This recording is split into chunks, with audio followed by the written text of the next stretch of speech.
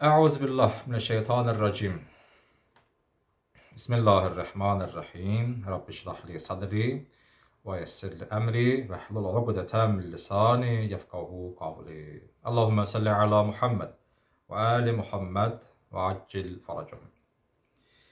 Olmuş şeytanın şerrinden Allah'a sığınıram. Rahman Rahim olan Allah'ın adıyla. Allah'ın salam ve salavat olsun Peygamber ve onun pak əhl-i beytine. Bugün 1 Aprel 2025-ci il təsadüf edir 9 il bundan öncə Aprel döyüşünə. Allah bütün şəhidlərə rəhmət eləsin. Allah hamısına rəhmət, yaxınlarına səbr versin. Allah hər bir ruhunu şad eləsin. Allah hər birinə məsumlarımızın şəfaətini qismət eləsin. 144-cü video çəkiliş şəriət, yəni əhkam müəllimliyi kursundan, dərsliyindən. Bugünkü dərsimizin adı nədir? Fiqh, əhkam müəllimliyi dərsində bugünkü mövzumuzun adı ədvar-ı fiqh. Ədvar-ı fiqh, yəni fiqhi dövrlər. Yəni fiqh elminin tarixçəsi. Necə daş dövrü var, qədim daş dövrü var, mis dövrü var, nə dövrü var? Fiqh elmində tarixi var. Yəni nə vaxtdan və necə başlayıb, necə davam elədi? Çox maraqlı dərsdir həqiqətən də. Yəni mən bu dərsi həm aldığımız vaxt, həm də bugün mütaliə edən vaxt həqiqətən dərsdə insan keyf alırdı. Burada mən oxuyacaq rahat dərs, asan dərsdir. Necə biz keçən dərs oxumuşduq Şiənin 4 dərr mənbəsi. Hansılar idi? Usul-u Kafi, Mən la yəhsulhu fəqih, Təhzibul əhkam, İstibsar. Mərhum Küleyni, Şeyx Səduq və Şeyx Tusi. Şeyx Tusi bunun ikisində bu yazılıb İstibsarla Təhzibul əhkamı. Ki, açıq məlumat da verdik. Bugünkü dərsimiz başlayır nə? Fiqhin tarixi nə vaxtdandır və hansı yolları keçib?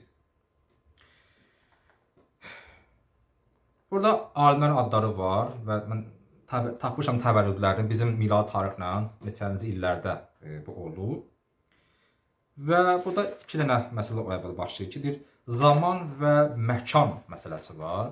Yəni biz fiqhin dövrünü, yəni fiqhin tarixçəsini, fiqh elminin tarixini bilmək üçün baxırıq zaman və məkana.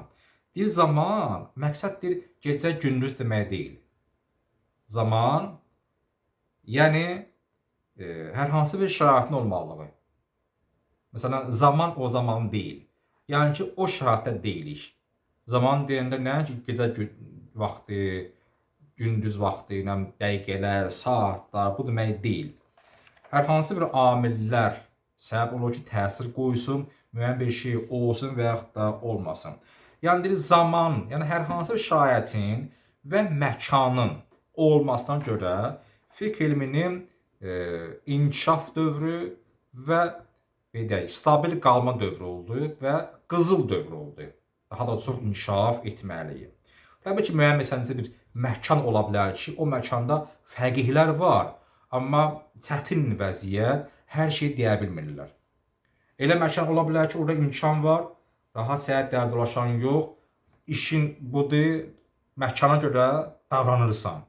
Elə məkan var ki, orada cəmaat aşağı səviyyəli insanlardır, təbii ki, elmi baxımından, düşüncə baxımından, intellektual səviyyə, elmi bilgiləri yoxdur deyə, sən danışa bilmərsən, məsələn, qazinin hökmlərinə, barmağı kəssə nə qədərsən, qan pulu verəcəksən, uşaq düşsə filan qədər qızıl gümüş verəsən, diyə verəsən, onu məkan o məkan deyil. Məkan əlifba dərsidir, əlifbə tərsədir. Necə Peyğəmbərimiz Məkkədə olanda daha çox güc qoydu nəyə? Əqidəvi məsələlərə, etiqadi mövzular. Əhkam harda oldu? Bir ikisindən başqa Mədinə şəhərində.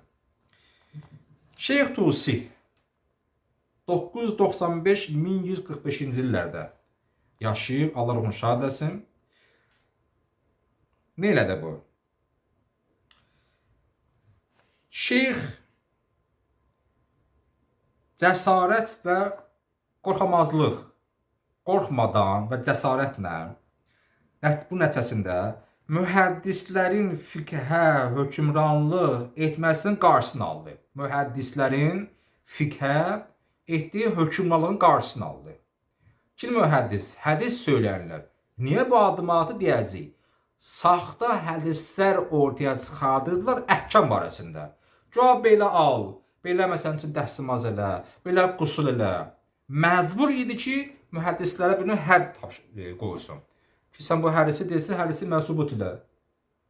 Hələ çünki əhkam belə çox inkişaf eləmirdi fiqhi məsələlər.